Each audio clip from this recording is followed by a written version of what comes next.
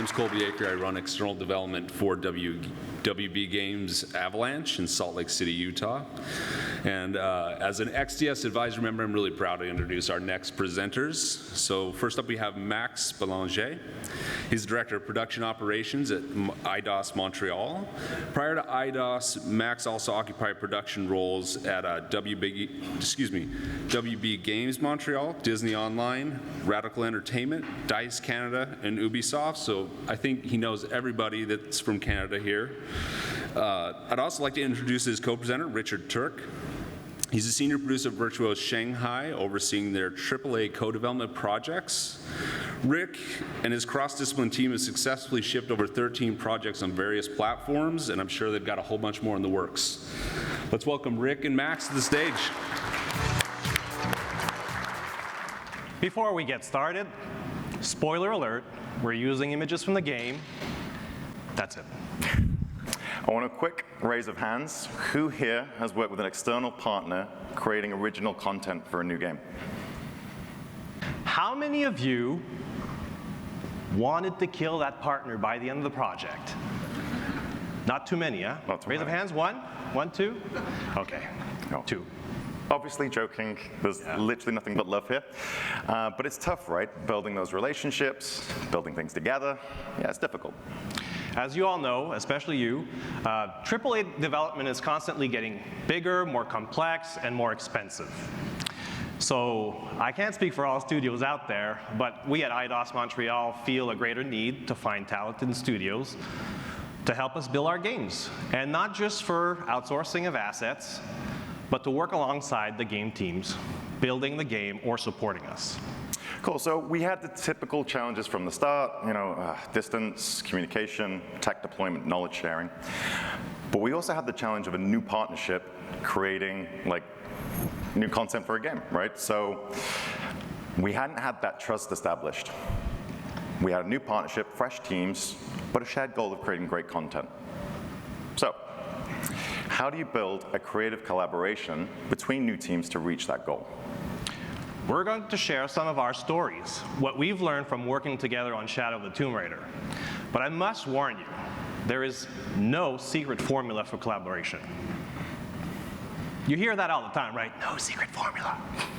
Well, I Googled it, and it turns out it's true. So we ended up creating our very own secret formula. Now, I can assure you it's not mathematically sound by any stretch of the imagination, but it is simple. Creative collaboration is equal to the function of core principles times communication. Easy, right, Rick? Can you maybe help explain that? Sure, of course. All right, so if you leave here today and you leave with only one thing, let it be MEF, or FEM, or EMF. There's really no order to these. But you have mindset, empowerment, and flexibility. All right, mindset is the shared drive to help each other to build the best thing that you can. Empowerment is enabling your partner being able to reach that goal. And flexibility is what you have to be every single day, all right, with every challenge that you face. And communication holds it all together. Now, we'll get back to the core principles in a moment, but first, let's see what we set out to build together. It was in the summer of 2016 when we started sending our feelers out there, and by September, 2 years ago, at this conference is when we started actively engaging Virtuos in discussions for this. It took roughly 7 or 8 months to get an agreement signed. While it seems like a long period of time, it was actually getting the go-ahead to move forward and just agreeing on the requirements that took the longest time. Once that was achieved, cards were on the table. We sat down with Virtuos and we started going back and forth on schedule, budget, roster, and scope. By the time Christmas came along, we were in a good spot. But when we came back, new strategy.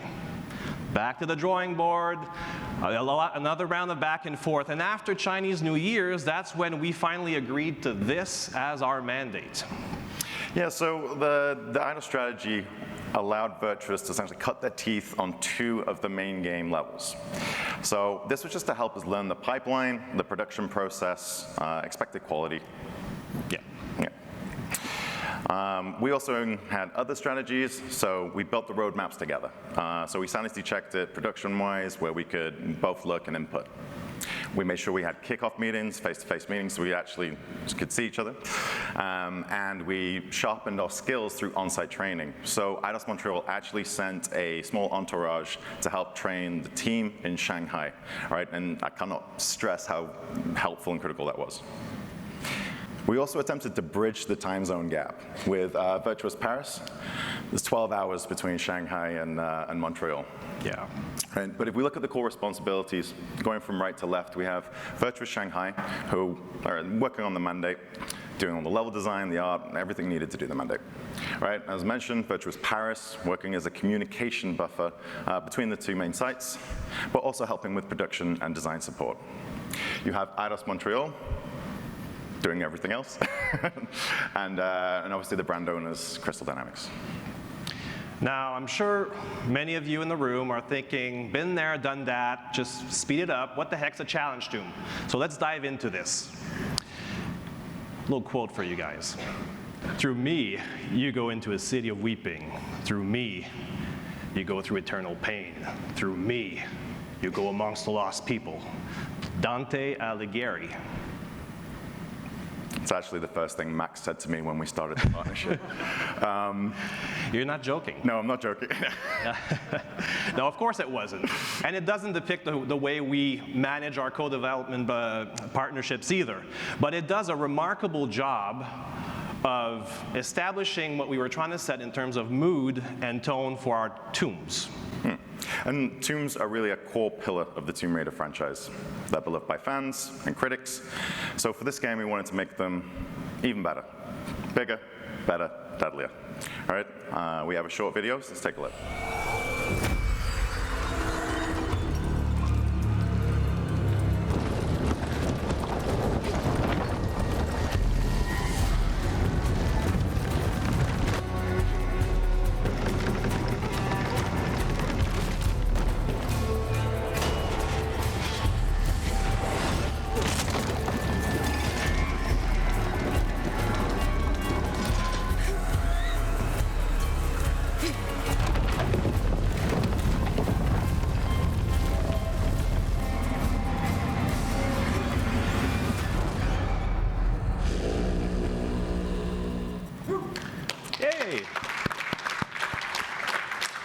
It's a cool video, but we'll go back to the core principles, if I may, starting with this one.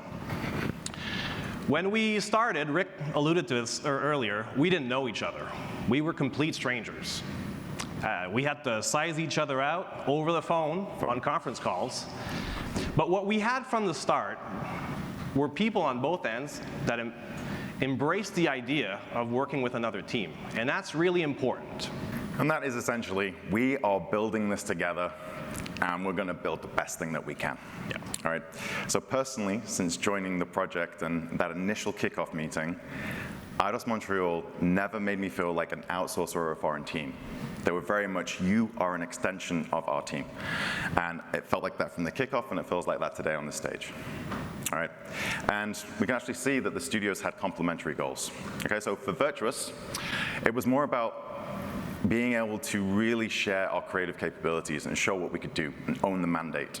All right, but we also wanted to learn from Eidos Montreal. So we strive to listen, to learn, and really evolve with their guidance. And for Eidos, the number one priority is, or was, is, and will always be quality. Followed closely by staying on brand. It was important for us to provide guidelines to our partner who were new to the franchise so that they knew the ins and outs or the do's and don'ts. Thirdly, we wanted to make sure that they could succeed by being creatively enabled, for lack of a better expression. And lastly, our goal was to not fail. But when you think about it, failure is natural. It's normal. No one gets things right the first time, especially in a new partnership. So what happens then when you do fail? Having the right people thinking and saying the right things is important, but it isn't enough.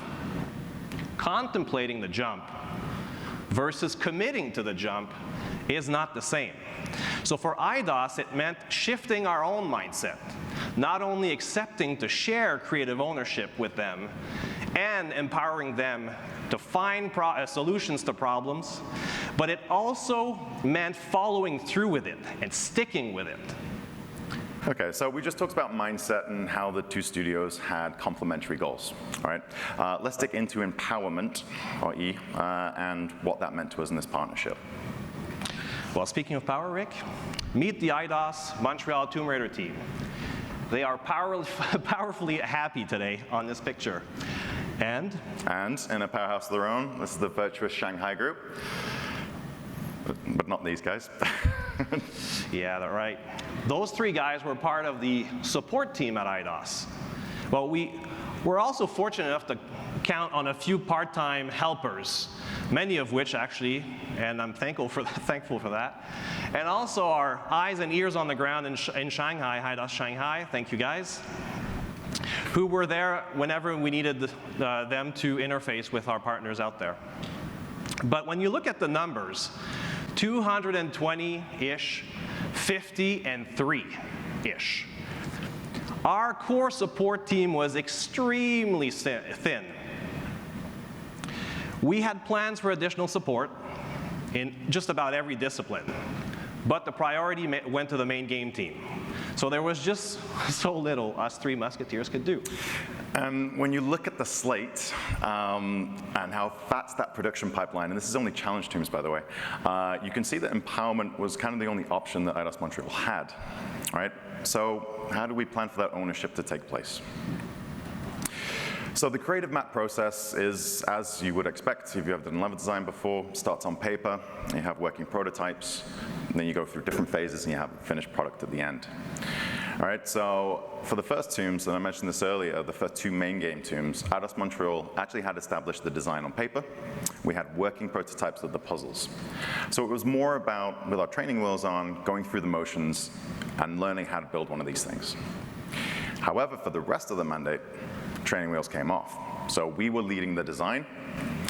It was our ideas, our execution, and we had a gameplay director at Eidos Montreal who was sort of guiding us the entire way through, and he was very solutions focused. So he empowered us to find our own solutions. He would obviously suggest things, but he really let the team handle the execution of the design. And here's a great example of empowerment. I'll take you back to December 2017, not too long ago. We're halfway through our alpha phase. Get an email from one of our tech artists. After months of development, new lighting system. My first reaction was, holy crap. We're shipping soon and we have to relight the entire game. Now, keep in mind, or just to be clear, Virtuos was not supposed to light in the first place. It wasn't part of their mandate. They did it because neither of us three could do it for them. So that saved our butts. Thank you. Once documentation was made available, I went to Confluence, made an export to PDF. Why, might you add? Well, the reason is they didn't have access to our knowledge base. So I sent it as an email attachment. Heads up, guys, this is coming through the pipes. Also uploaded to Basecamp, started a thread, which I followed up on a couple weeks later. When I asked, you guys need support, more documentation, a training, let me know what I can do, the answer I got back was, nah, mate, I got this. And I was thinking, are you sure you got this? And he said, yes, I got this. And the answer came on screen. The truth is always on screen. The answer came on screen a few weeks later. Now, I like to refer to this as my heavenly results. Now, it was work in progress. What they had to do in those challenge tombs, there were several of them, was light interiors, exteriors, and underwater. Being excited about the results, the early results, and the promise, I went to fetch our director of photography. I said, Dom, this seems to look, well, for me, it looks pretty sweet. What do you think? So we reviewed the maps, and he said they established the new benchmark for underwater lighting at the time. It created buzz internally, and it allowed us to get people excited about what we were doing. That's pretty cool. Yeah, it's awesome. And just pulling out a couple more examples. We have empowerment, but sometimes you lose that empowerment. And what do you do there? So just my first example, Spanish Galleon. I think it was late 2017. And we were helping Eidos Montreal to polish the main game levels. Some of them were in different phases. This particular level was quite early on. And when we received the map, we were like, okay, we see some issues here we think we can fix. We try to be proactive, and we were like, oh, look what we did. And they're like, oh, no, guys, we tried that, it didn't work. All right, so it's like, well, we really just need you to do this. There was a breakdown in the communication and the expected quality that they were trying to see, right? So we managed to realign, get back on track, but there was a slight schedule delay. A bit. But we hit the expected delivery results of quality, right? Now, I think it was just earlier this year, 2018, my second example, Gate of Xibalba. So this was actually one of the first tombs that we worked on. Very, very sort of early last year. And Max came to me, the team working hard on the main game. And he's like, Rick, I really need your help. We need to polish this level. Do you guys mind doing like a short like environment polish pass? And I jumped at the chance. I was like, phew. Like, you know, this was our first level. We've learned so much since then. Like, I really want to help Max out and the team. I know how hard they're working. So we took the level over. But we learned from our past mistakes, all right? So it's like, okay, we have 3 weeks, you have 2 level artists and 1 designer, and we set exactly what we were gonna do in those 3 weeks. And the results were great. Yep. Well, yes. Yes, yes, it was. So empowerment is key. Sometimes you lose that empowerment, and you have to be flexible, like we did in those 2 examples there. All right, it requires both mindset and flexibility. So let's transition to the importance of that. So much change. How many amendments, or major amendments, did we go through, Rick? Five major amendments, but it was 3 major shifts. Yeah. So, In short amount of time. very short amount of time, a couple of months. If you look, like the initial and final thing doesn't look that much different. We had main game tombs, we had single player. But the final ones ended up being bigger, ended up being more complex, and they had co-op. What? So the team of Virtuos were like, okay, we're in our stride. We really like these single player tombs, we got them. We worked on our own maps, we worked on all the main game tombs, and then boom, co-op drops in, and it had a ripple effect on everything. So we had lots of new stuff, so new design, 2-player mechanics. We had new technical restrictions. We couldn't use physics because of sync delays. And physics is it's core Yeah. to the challenge tomb experience. So slight adjustment. Slight flexibility in how we had to approach these things. All right, and everything was bigger. The scope was bigger. The levels were bigger. The teams were bigger to accommodate that new scope. Even the testing team had to be bigger. Before we had 1 tester and 1 map, no problem, single player. Now every single map needs 2 players. And gameplay aside, we were talking about new menus, new flows, new UI, networking, matchmaking, also save game system. Like, the changes were across the board, truly across the board. So we really had to switch our development gears, and we had yet to solve things like, is it 2 Laras? How are they going to communicate together, those 2 players? How are we going to access this content? All of those things were happening while they were starting to build the levels, because it was a late decision.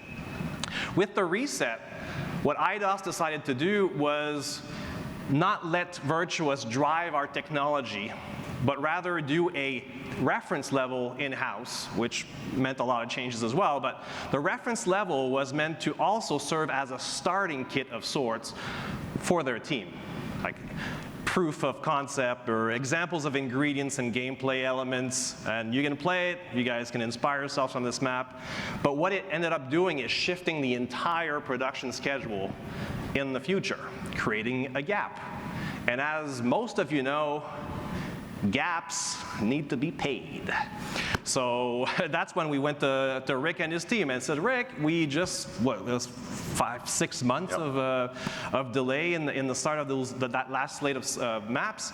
So we said, Rick, can you jump on polishing in-game or main game content, taking the quality not from 0 to 80, say, but from 80 to 95.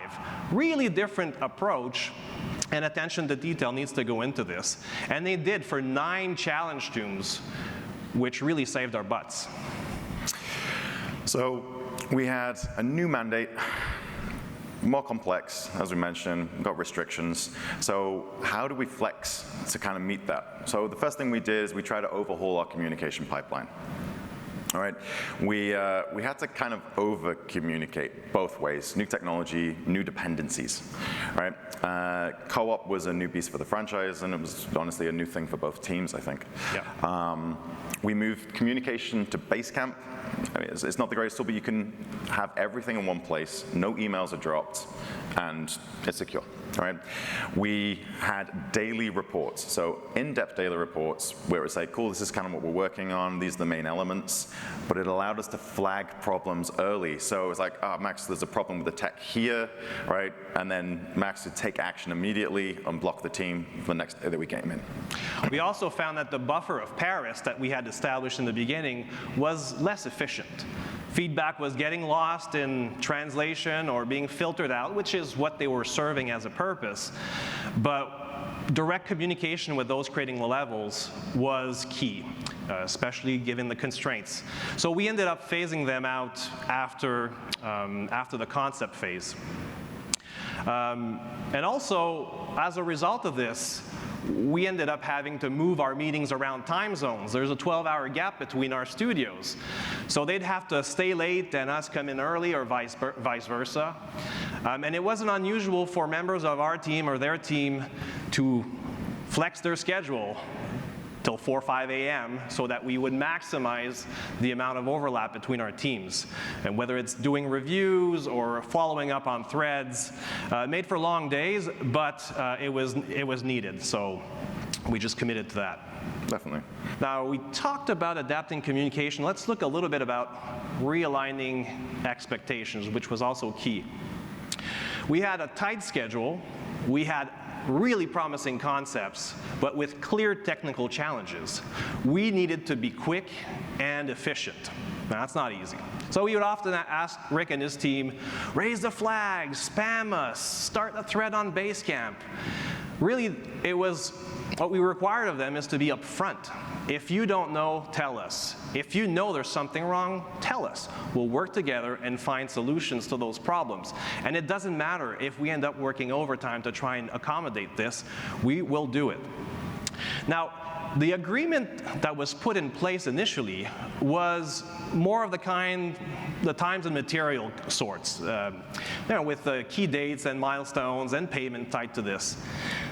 And that's how Virtuos Paris managed the relation. So when things go well, no problem, payment gets pushed through and the team moves on. But when things start to slip, it truly is inflexible.